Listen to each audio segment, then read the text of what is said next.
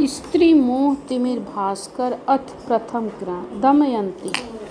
हे गुरुदेव, क्या स्त्री जाति पुरुषों के भोग की सामग्री है? जो व्यक्ति उन्हें इस रूप में देखता है वह कैसा है? मानव जीवन का मुख्य उद्देश्य क्या है? नर नारी दोनों को के लिए क्या उचित कर्तव्य है? कृपया आप इन प्रश्नों का समाधान कर इस शिष्या को आश्वस्त करें। तो गुरुदेव कहते हैं कि हे दमयंती नाम की एक शिष्या होती हैं जिनसे वार्तालाप हो रहा है। तुम रूप गुण यौवन संपन्न होकर इस प्रकार के प्रश्न पूछ रही हो। इसका कारण है कि तुम मेरी शिष्या हो। अध्यात्म विद्या के प्रकाश में तुम्हारा चित्त शुद्ध हो गया है। अतः मनुष्यों की इस प्रवृत्ति को तुम निंदनीय समझकर ऐसा प्रश्न कर रहे हो। जो मनुष्य स्त्री जाति को अपने भोग की सामग्री समझते हैं वे अति नीच कामांध पामर दुष्ट श्रेणी के लोग हैं। दुष्ट श्रेणी के लोग हैं। वे मनुष्य शरीर का दुरुपयोग कर रहे हैं और वे स्त्री मोह रूपी तिमिर को ग्रस्त होकर कर्तव्य विवेक शून्य हो गए हैं। संसार सुखोपभोग मानव शरीर का फल नहीं है। यह दुर्लभ मनुष्य शरीर धारण कर स्त्री आदि संयोग का सर्वर्ज विषय वासना परित्याग कर संन्यास धारण करना और सार शब्द परम पुरुष परमात्मा का भजन करना, यही मनुष्य शरीर का मुख्य फल है। इंद्रिय विषय जन सूर्य सर्व योनि कुकर सुकर आदि में भी समान ही प्राप्त है और स्त्री पुत्रादि रूपी संसार में रागवान कुकर सुकर आदि भी है। यदि वैसे ही मनुष्य भी दुर्लभ जन्म पाए कर इतर जीवों के समान स्त्री पुत्रादि रूप संसार में रागवान होए तब उनसे और मनुष्य से में क्या अधिकता ठहरी? कुछ नहीं। मनुष्य शरीर की अधिकता यही है कि सर्व विषय वासना का त्याग और एकांतवास परमात्मा का भजन करना। श्री रामचंद्र जी ने मनुष्यों को सर्व योनि में श्रेष्ठ कहकर जगत विषयों के भोगों को निषेध करके सत्पुरुष परमात्मा का भजन स्मरण करने के लिए उपदेश दिया है। सो सुनिए। चौपाई।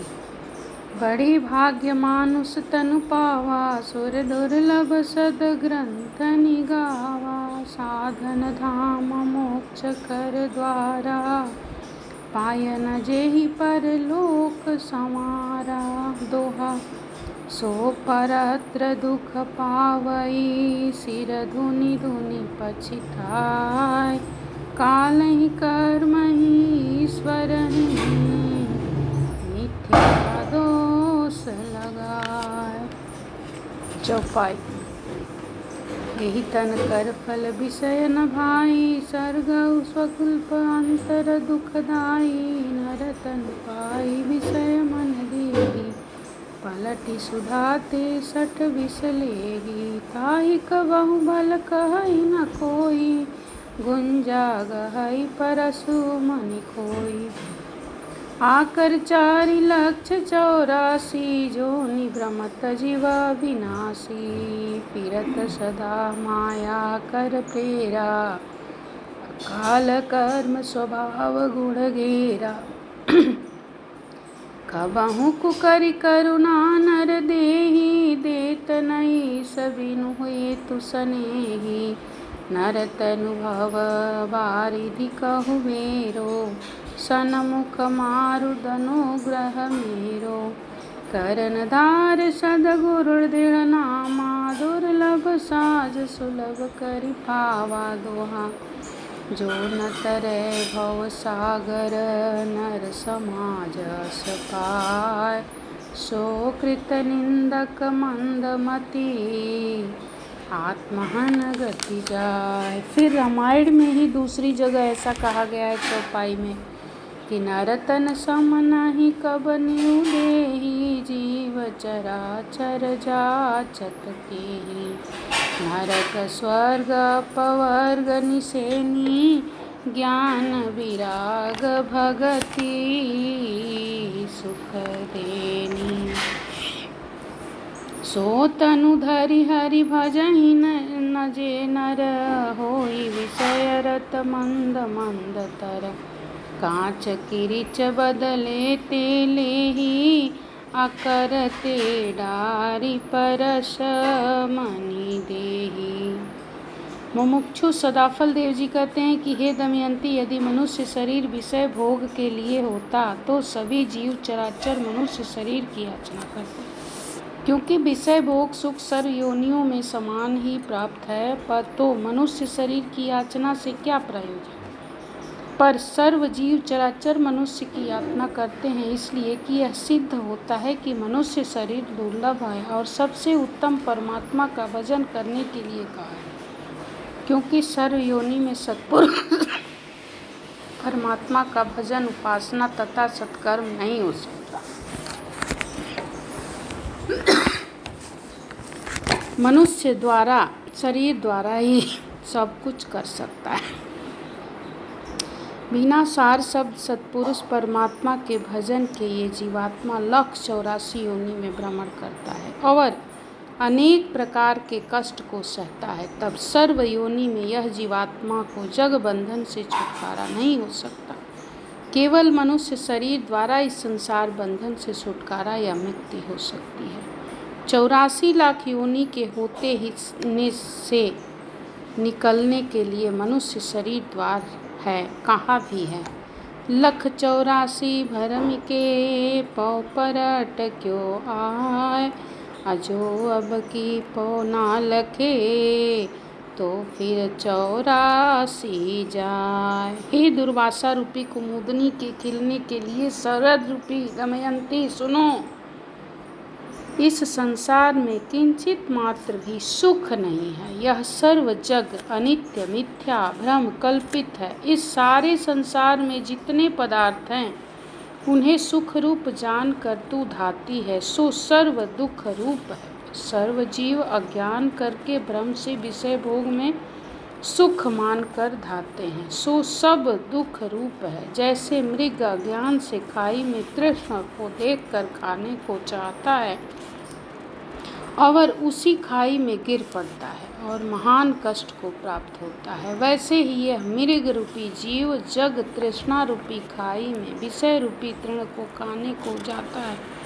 और वहीं जग तृष्णा रूपी खाई में गिरकर अत्यंत कष्ट का अनुभव करता है। ज्यों ज्यों जीव विषय सुख का उपभोग में संलग्न होता है, त्यों त्यों उसकी तृष्णा बढ़ती जाती है। जिस प्रकार अग्नि में ईंधन डालने जाने पर और अधिक प्रज्वलित हो जाती है, संसार भोगों से तृप्त कभी नहीं होती। संसार के विषय को भोगते भोगते मानव इंद्रिय शिथिल हो जाती है, मानव शरीर अनेक रोगों का शिकार हो जीर्ण शीर्ण हो जाता है, परंतु सुखोपभोग की लिप्सा मंदूर नहीं होती। जो व्यय परमात्मा का भजन करता है सोई सुखी है। जब तप निमादि से जलाशय को सोखने वाले ग्रीष्म ऋतु के समान है। हे दमयंती, अब इंद्रिय के विषय भोग को जो तू आत्मा का आनंद मान रही है, वह स्त्रियों का जो मधुर मधुर स्वर से गाना को और वीर आदिक बीजों को जो तू सार शब्द की भांति परम आनंद माना है, सो सब भूल है या मूर्खता है। इंद्रिय आत्मा कैसे हो सकती है और स्त्रियों का गाना और वीणा वादिक बाजों के शब्द सार शब्द के समान कैसे हो सकता है। इंद्रिय नाशवान है और जीवात्मा अविनाशी है। इंद्रिय अव्याकृत उपाधि माना माया का कार्य है और आत्मा पूर्ण पुरुष सार शब्द परमात्मा का अंश या प्रकाश है। इंद्रिय जड़ क्षर है और आत्मा चेतन अक्षर अविनाशी है। यह इंद्रिय दृश्य है और आत्मा अदृश्य है। यह इंद्रिय आत्मा कैसे हो सकती है और स्त्रियों का गाना और वीणावादिक बाजों के शब्द सार शब्द सत्पुरुष परमात्मा कैसे हो सकते हैं। यह वीणा आदिक शब्द क्षर नाशवान और एक देशीय है और दूसरे शब्दों से होता है और सार शब्द अखंड अज अमर निह अक्षर सर्वदेशीय सर्व जग व्यापक, सर्वशक्तिमान, सर्वज्ञ है। वह मन बुद्धि इंद्रिय से भिन्न है। जितना मन बुद्धि इंद्रिय को आता है सो वह है नाड़ी, और जो है सो 52 अक्षर मन बुद्धि इंद्रिय में आता नहीं। वह सद्गुरु उपदेश द्वारा प्राप्त होता है। वह अजर अमर अखंड निर्विकल्प निरीपच्छिन्न गुणातीत तुर्यातीत सजीदानंद सर्व जग व्यापक सर्वशक्तिमान सुख स्वरूप कल्याण स्वरूप सर्व जीव का अधिष्ठान नियंता महाचैतन्य सत्पुरुष परमात्मा है। हे दमयंती, वह गाना और वीणा अधिक शब्द कैसे हो सकता है? यह तेरा कहना सर्वथा मिथ्या है। हे दमयंती, बिना सार शब्द परमात्मा के जाने इस जीवात्मा का सुख प्राप्त नहीं होगा।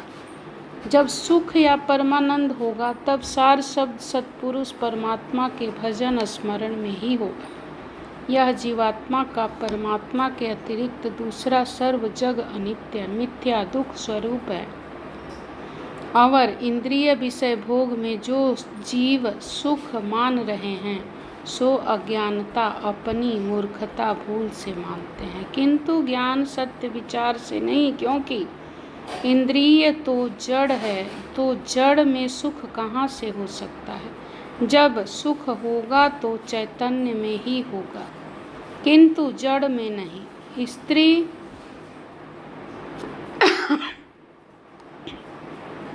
मैथुन करने के अंत में बिंदु गिरने के समय जो सुख होता है सो सुख आत्मा में है। जो मन की स्थिरता से होता है सो सुख आत्मा का ही ठहरता है।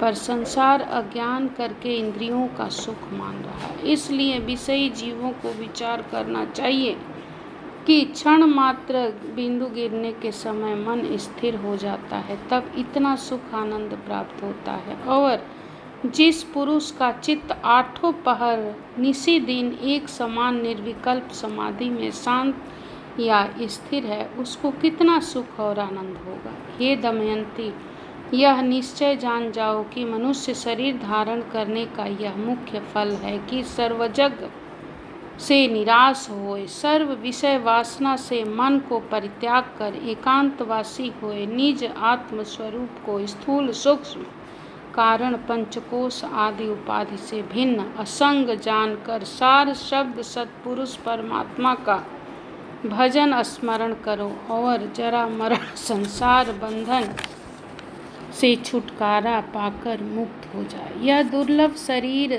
धारण करने का मुख्य फल है।